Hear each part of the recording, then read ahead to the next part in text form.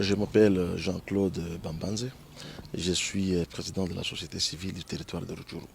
Alors, Monsieur Jean-Claude, vous êtes, il faut le dire, un notable, président de la société civile au niveau du territoire de Rutshuru. C'est quoi on peut retenir par rapport à la situation sécuritaire dans votre entité? Bon, il faut dire que la situation sécuritaire, elle est vraiment chaotique, hein, parce que comme vous le savez, le territoire de Rutshuru a deux chefferies. Il y a la chefferie de Bouito et la chefferie de Bouicha. Et dans ces deux chefferies, il faut dire qu'il y a vraiment l'activisme des groupes armés. Il y a notamment les FDLR, il y a les Nyatura, il y a des Maïmaï avec tout ce qu'il y a comme faction. Et il faut dire que là où occupent ces gens, il y a beaucoup d'exactions qui sont d'être commises. Il y a beaucoup de cas de kidnapping. Il y a beaucoup de cas aussi de torture des populations.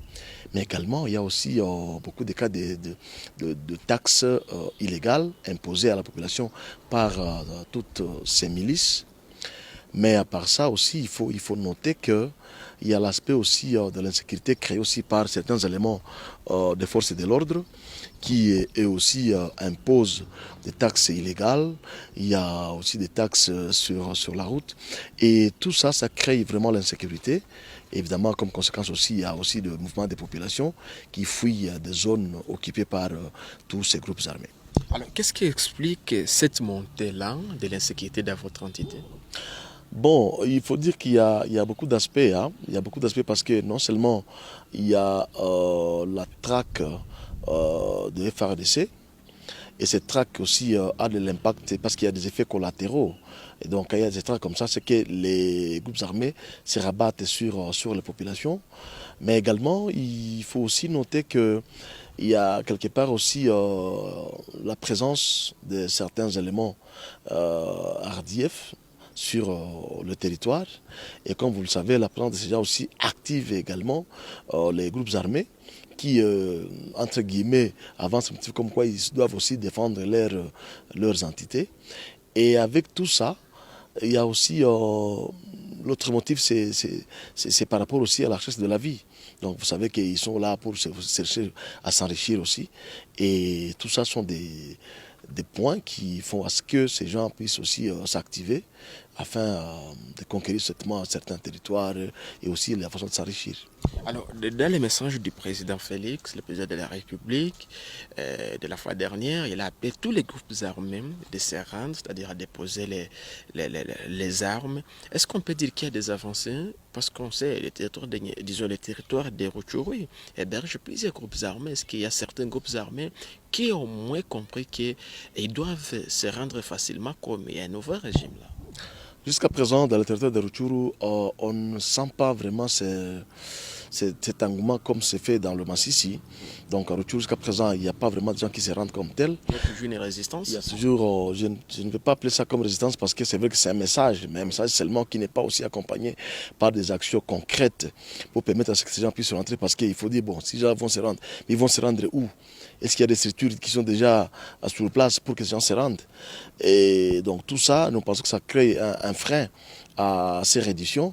Et pour nous, nous pensons que c'est vrai, c'est un bon message que nous soutenons, mais il faut des mesures d'accompagnement de ce message pour que réellement ces gens se rendent. Parce que, comme vous le savez, ces gens, ils sont parfois dans la brousse, ils sont dans le parc, mais pour qu'ils quittent, il faut que ce message leur atteigne. Est-ce qu'il y a eu des gens qui ont vraiment véhiculé ce message jusque dans la profondeur où se trouvent ces gens? On ne sait pas. Est-ce qu'ils suivent des radios? Peut-être. Et donc tout ça, c'est des éléments qu'il faut prendre en compte pour qu'on évalue un peu l'effectivité de ce message du chef de l'État. Alors, Monsieur Jean-Claude, on sait que dans presque chaque territoire du Nord Kivu, chaque ethnie, chaque communauté cherche à avoir son propre groupe armé. Est-ce qu'on peut dire que c'est le cas aussi dans les Rutshuru? Bien évidemment, c'est aussi le cas. Donc il faut dire que, comme je vous ai dit, il y a par exemple les Nandes qui ont des Maïmaï, mais je ne dirais pas que c'est vraiment les Nandes comme communauté, mais c'est des groupes armés qui s'identifient évidemment comme Nandes par exemple, mais il n'y a pas les mandats de la communauté Nande, ça je dois le souligner. Il y a les Nyatura par exemple du côté de la communauté Hutu, des gens qui s'élèvent, qui disent Nyatura, qui se disent qu'ils veulent défendre la communauté Hutu, mais sans avoir le mandat de cette communauté. Et donc, il y a aussi d'autres groupes armés, notamment les Guidons, les autres qui viennent disant voilà, ils sont des Nyanga, tout ça. Et c'est vraiment le cas dans le territoire parce qu'il faut vraiment vous signifier que chaque groupe armé s'identifie à une communauté, même si n'ayant pas le mandat de cette communauté. Alors, et qui serait derrière concrètement de tous ces groupes armés? Parce que dans d'autres territoires, parfois on pointe du doigt certains politiciens qui manipulent les fils du coin pour leurs propres intérêts. On peut dire que c'est le cas chez vous. Bien évidemment, c'est aussi le cas de chez nous. Il faut dire que, parce qu'il il faut vraiment analyser ces problèmes dans sa profondeur. Ces gens, s'ils sont dans la forêt, ils vivent comment? Où est-ce qu'ils trouvent des munitions? Où est-ce qu'ils trouvent des tenues? C'est qu'il y a quand même un appui quelque part. Et cet appui ne peut provenir que des grands hommes politiques qui peuvent avoir accès à ces munitions, à ces armes. Vous arrivez à les identifier? Bon, écoutez, Ils sont connus. bon, il y a certains qui sont cités, mais bien sûr c'est une présomption parce que moi je ne peux pas confirmer ça. C'est vraiment des rumeurs qui circulent qu'on ne sait pas confirmer, mais il y a des policiers qui sont derrière tous ces gens.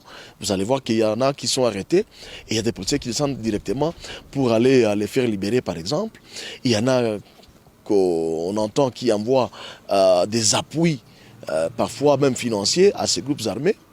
Et donc, on ne peut pas nier ça, même si on n'a pas vraiment assez de preuves pour le confirmer, parce que pour le confirmer, il faut vraiment avoir des preuves tangibles pour le confirmer. C'est une situation qu'on a vécue, surtout pendant le régime de Kabila. Est-ce qu'on peut avoir, confiance ou bien espoir que le nouveau régime, surtout le gouvernement de Tshisekedi, peut faire quelque chose en fait de ramener l'ordre, surtout dans tous les secteurs? Moi, je suis encore pessimiste. Parce que jusqu'à présent, on ne voit pas vraiment des signaux très forts du changement du régime de Kabila. Donc c'est la même chose, c'est ça? Je ne vais pas dire que c'est la même chose, mais on tend à aller dans la même direction. Comme vous le savez, c'est vrai qu'il y a eu un nouveau gouvernement, mais sur le plan militaire, par exemple, rien n'a changé. C'est toujours les mêmes militaires que nous avons vécu à le temps de Kabila, et même pour le moment, c'est les mêmes militaires. Les groupes armés qui sont là, c'est toujours les mêmes groupes armés. Donc, ils sont toujours actifs comme au temps de Kabila. Est-ce que c'est maintenant peut-être le temps de faire une évaluation par rapport à la comparaison? Est-ce que ce ne serait pas encore tôt? Bon, on attend encore, mais présentement là, en tout cas, je ne vois pas la différence. Nous qui vivons sur le terrain, il n'y a rien qui a changé. Qu'est-ce que vous suggérez maintenant au président Félix? Bon, la solution au président Félix, c'est d'abord la réorganisation de l'armée. Comme vous le savez, pour traquer tous ces groupes armés, il faut qu'on ait une armée d'abord, disciplinée, capable de comprendre que la population a longtemps souffert et qu'elle a besoin de la paix.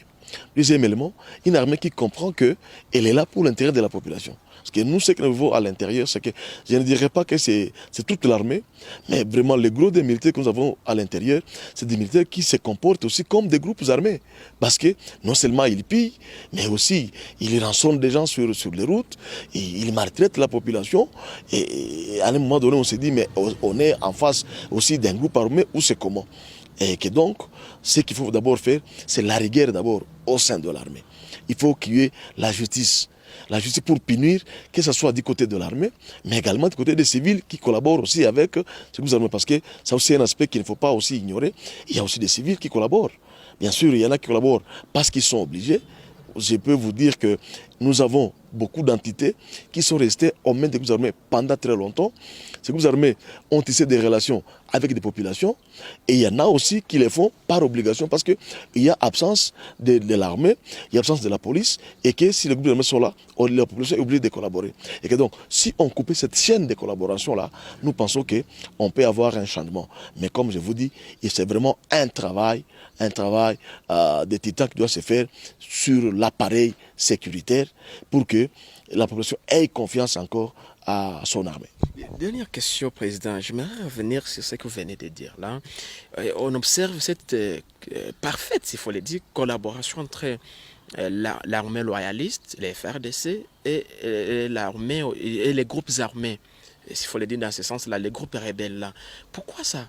Parce qu'il y a, vous le dites, vous venez de le souligner, il y a les FRDC qui collaborent entre ces groupes armés. Qu'est-ce qui explique ça? Bon, c'est ce que je dis, c'est vraiment la faiblesse de l'autorité de l'État Quand vous allez voir, par exemple, dans le Bouito chez nous, où les Ndouma, ils ne sont pas inquiétés par les FARDC. Est-ce qu'on peut dire qu'il y a une complicité entre les FARDC? Mais tout à fait, tout à fait. Quand vous voyez ce qu'il y a sur le terrain, les Ndouma, par exemple, qui sont appuyés par les FARDC, c'est une complicité. Au-delà de ça, il y a parfois une position de l'ennemi à 500 mètres de la position de FARDC. Dans un même pays, même territoire. Ben comment? Dans un même pays, dans un même territoire, dans un même groupement, dans une même localité. Ils sont là, ils se regardent. Les populations qui quittent dans une zone occupée par les rebelles, ils payent des taxes à ces groupes armés. Arrivés du côté de FARDC, ils payent des taxes. Mais qu'est-ce que vous voulez que nous disions, nous, la population? Je dis bien que ce n'est pas toute l'armée, mais il y a quand même dans certains endroits où c'est vraiment remarquable qu'on sent quand même qu'il y a une certaine collaboration et un groupe armé qui vit à quelques mètres d'une position militaire, mais que les militaires n'ont jamais attaqué ces groupes armés. Vous voulez que nous disions quoi? Et comment la population se comporte face à cette situation-là? Bon, écoutez, est-ce que c'est sans être en face des autorités, ou bien d'un État responsable, il faut le dire en ce sens? Non, bon, écoutez, en tout cas, face à cette situation, nous disons que c'est pourquoi nous disons que le président Félix a vraiment du pain sur la planche, parce que une population qui, dans une entité, voit les militaires en face des rebelles, mais ils ne s'attaquent pas. Vous voulez que cette population se comporte comment? Donc, vous comprenez que c'est tout ça, la conséquence sur la population, parce que, et ce soit les groupes armés, ils se rabattent sur la population, et l'armée se rabatte sur la population, et à un moment donné, la population ne sait pas à quel sens c'est voué. C'est comme ça que dans le territoire de Rutshuru, beaucoup de populations sont en train d'aller vers l'Ouganda, de se réfugier, parce qu'ils ne comprennent pas ce qui se passe exactement. Parce que quand ils se sentent menacés, que ce soit par les groupes armés, que ce soit par son propre armée, la seule solution c'est quoi? C'est de quitter les pays et aller se réfugier en Ouganda. Et aujourd'hui, je peux vous dire que si vous arrivez, là, il y a beaucoup de villages qui semblent être déserts parce que les gens ont fui vers l'Ouganda et en fouillant quoi? Soit l'armée, soit les groupes armés. Merci beaucoup, Président Jean-Claude. Je rappelle que vous êtes le président de la société civile du territoire de Rutshuru. Merci de nous avoir accordé cet entretien. C'est à moi de vous dire merci. Merci. Merci.